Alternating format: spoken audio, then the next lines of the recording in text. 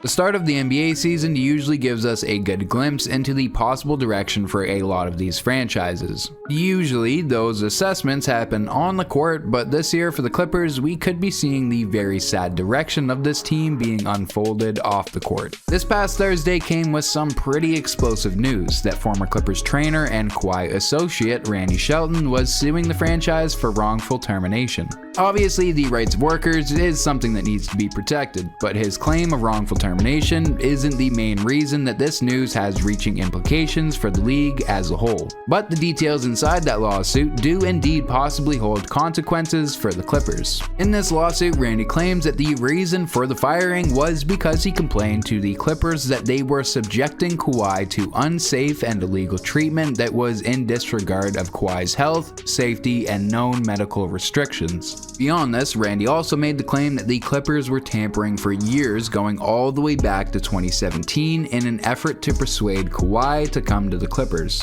which, if you didn't know, is something that is not permitted when a player is under contract. This entire saga starts all the way back to when Kawhi was still in college, where he would meet then strength and conditioning coach for the Aztecs, Randy Shelton. The two would spark up a very publicized work relationship, with Kawhi going on to hire Shelton as he was being drafted to the league in 2011. Through the first 6 years of his career, everything went pretty smoothly for Kawhi, but all that would change in the 2017 Western Conference Finals. This is where Kawhi would famously suffer a pretty nasty ankle injury that would soon be followed by a right quadricep injury. He'd be forced to miss the remainder of that year's playoffs, but he would try his luck and come back next year, but unfortunately, he would only play 9 games before shutting down for the remaining 46. And this was kinda odd because there was no appearance of re-aggravating either injury. It would quickly come out that this was actually due to a dispute between Kawhi's medical team and the Spurs, who were at odds with what exactly caused Kawhi's injury and if it was fully safe for him to return. Well, this incident was really all that was needed for the Clippers to smell the blood in the water. And it was at this time that GM Mark Hughes for the Clippers approached Randy Shelton in an attempt to persuade Kawhi to come to LA. Over the course of that year, Shelton and Hughes would end up having around a total of 15 phone calls and 7 in-person meetings, as Mark sought out Kawhi's private medical information, also trying to find out his contractual requirements while trying to figure out the likelihood of Kawhi joining the Clippers, even offering Randy himself a job with the franchise if Kawhi was to join the team. Doing all of this while repeatedly emphasizing the need for quote-unquote discretion. But of course, with Kawhi being under contract until the end of the 2019 season, there was little the Clippers, Shelton, or Kawhi himself could do to dictate his situation. And ultimately, the Spurs weren't in the mood to do him any favors, so they accepted a trade offer with the Raptors, and ultimately that is where Kawhi would play his final year under contract. But if you thought that now the Clippers were done tampering, then you'd be more ill-informed than the Spurs medical staff. Because over the course of that 2018-19 season, it is reported in the lawsuit that the Clippers sent staff and personnel to around 75% of Toronto Raptors games over that season, with President of Basketball Operations Lawrence Frank making a few appearances himself. So many, in fact, that there was even a member of Raptors staff that recently joked that Frank spent so much time in Toronto that he would have qualified for our free health insurance. I know that's an anecdote from an unreliable source, but if you want something a little more concrete, Shelton also claims in his lawsuit that Lawrence Frank personally met with Randy in February of 2019 to discuss Kawhi's willingness to sign with the Clippers, while also assuring Kawhi through Shelton that the Clippers would provide all of the necessary provisions for his success at the highest level. It was also during this meeting that Frank personally assured Shelton that he would have a position within the strength, conditioning, and performance department if Kawhi joined the Clippers. And of course, as we all know, that's what ended up happening. And that's where this story flips from alleged tampering to alleged medical malpractice. Kawhi's first year with the franchise was pretty successful health-wise. He'd only missed 15 games over that already shortened COVID season and walked away without any major injuries by the end. However, the same thing could not be said about the following year. The first crack in the relationship between Randy Shelton and the front office came in the 2021 playoffs after Kawhi had torn his ACL. For some players, this can be a career-ending injury, but Kawhi got the surgery and ultimately would be able to fully recover, which was good for all parties involved. However, the issue that arose was how long that recovery period should be. Initially following the injury, Shelton believes that the recovery period for such an injury, especially given Kawhi's already extensive injury past, should be 730 days, which the franchise weren't a huge fan of, to say the least. But they would let Kawhi sit out for the entire 2021-22 season. Following that year, allegedly, there was a meeting in the off-season between John Meyer, the director of medical and performance for the Clippers, Larry Paracino, the Clippers therapist, Dr. Keith Pinn, a medical advisor for the team, and Randy Shelton.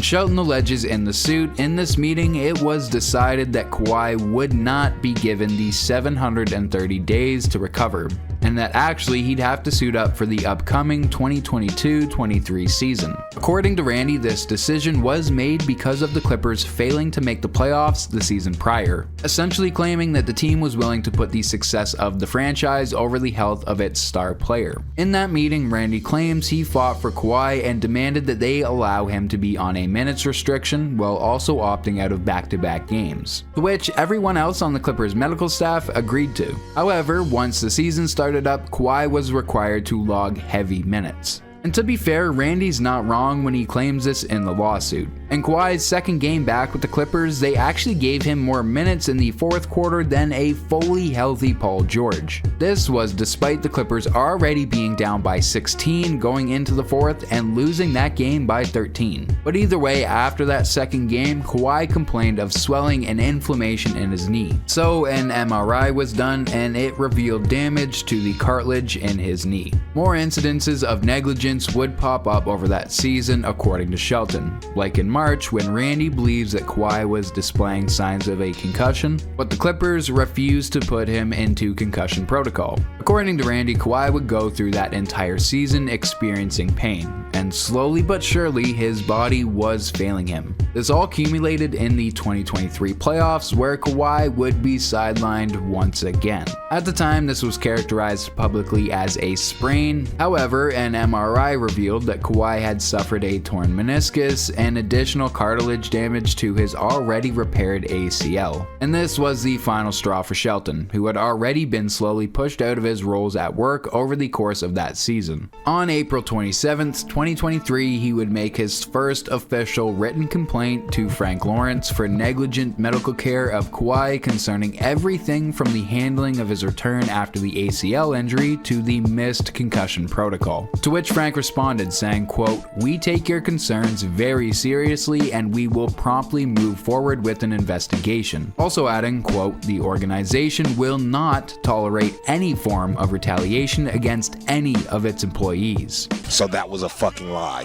Shelton was assured that an investigation was being conducted, but while waiting for the results of that investigation, Randy was being denied information that was necessary for his job, such as Kawhi's health and plans for post-surgery rehabilitation. And then he started noticing that Director of Medical and Performance John Meyer began deleting past text exchange between himself and Randy. He would bring both of these concerns up to the HR director for the Clippers, but ultimately nothing was done about either. The official investigation into Randy's complaint concluded on February 12, 2023, to which Shelton was notified that his allegations allegedly were unsubstantiated. Less than a month after that, Randy was suddenly fired by Lawrence Frank. During his firing, it was acknowledged that he, quote, "was a valuable part of the group," end quote. Randy was never given a reason for his termination, and it was deemed to be without cause. And that's where we are today, with the official filing of this lawsuit. It should be mentioned that all of this, again, is just alleged. Kawhi nor the franchise has said anything about this topic since the lawsuit was filed. But without question, if true, this could come with serious backlash for the Clippers, some of which we can actually kind of predict. If the Clippers are found guilty of poaching Kawhi Leonard, it could lead to significant consequences. Historically, teams found guilty of tampering or poaching have faced fines, loss of draft picks, and other penalties aimed at deterring such actions. For example, the Milwaukee Bucks lost a second-round pick in 2022 for tampering with Bogdan Bogdanovic. Well, the Miami Heat and Chicago Bulls faced similar punishments for early contact with free agents Kyle Lowry and Lonzo Ball. It's not just the poaching though. If the Clippers are found guilty of illegal medical treatments, the punishment is likely to get a lot worse. Given how high profile this case is, as well as how good of a player Kawhi was at the time, it's definitely looking like the punishment is gonna be more harsh than the light examples. To see what might happen, we'll have to travel all the way back to the year 2000 to look at a slightly different case, when the Timberwolves received one of the harshest fines in league history for under-the-table contract agreements with Joe Smith. Minnesota had secretly promised Smith a lucrative future contract if he signed 3 separate one-year deals for below market value, which would circumvent the salary cap. The NBA voided Smith's contract, fined the Timberwolves $3.5 million, and stripped them of 5 first-round draft picks, although 2 were later reinstated. This decimated Minnesota's future roster-building efforts and significantly hampered their ability to stay competitive during that era. The penalty served as a stern warning to other teams about circumventing salary cap rules. I think we can expect a similar punishment for the Clippers if they're found guilty of everything. Not only poaching a franchise-carrying star player, but also conducting illegal medical treatment on said star player is a pretty big deal. If it goes punished lightly, it could damage the integrity of the league. Why wouldn't all teams start poaching all NBA level players and run them into the ground with little regard for their health if all they get in response is a slap on the wrist from the NBA? Expect a loss of at least a couple first round picks, maybe even a few bans of front office executives involved. Even if they aren't found guilty, it's looking like the Clippers are cooked for the next few years. The Los Angeles Clippers are seemingly at the end of their attempted all-in during the summer of 2019, when they traded for Paul George and signed Kawhi Leonard fresh off his championship with the Raptors in a move meant to transform them into title contenders.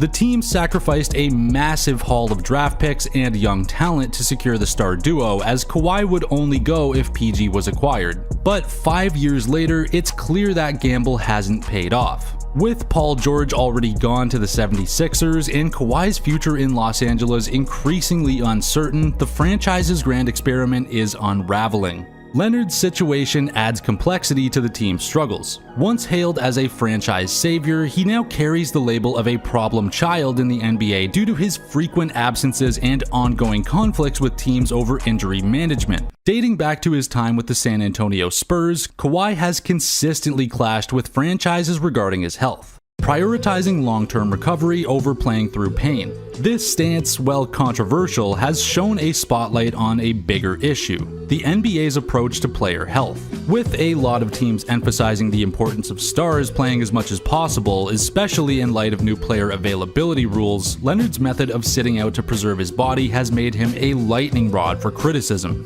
The conflicts surrounding Leonard aren't just about a player dodging expectations. They represent a deeper misalignment between teams' short-term demands and players' long-term well-being. For the Clippers, who went all in for a championship, Kawhi's frequent absences have frustrated those who expected him to deliver a title at all costs. Now the NBA's tampering penalties plus more could worsen an already worsening relationship. As a couple of Raptors fans on this channel, we gotta talk about this too.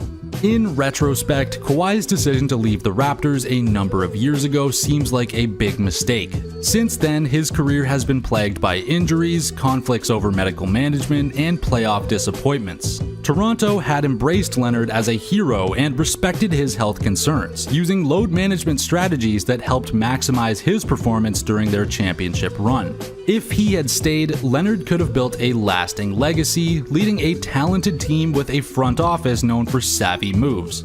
Instead, he chose the Clippers, where recurring injury issues and clashes with medical staff have plagued his tenure. For Leonard, it raises the question of what might have been if he had stayed in Toronto, where his health concerns were respected and a path to building a lasting legacy awaited. His story serves as a reminder that even in the NBA, the grass isn't always greener on the other side.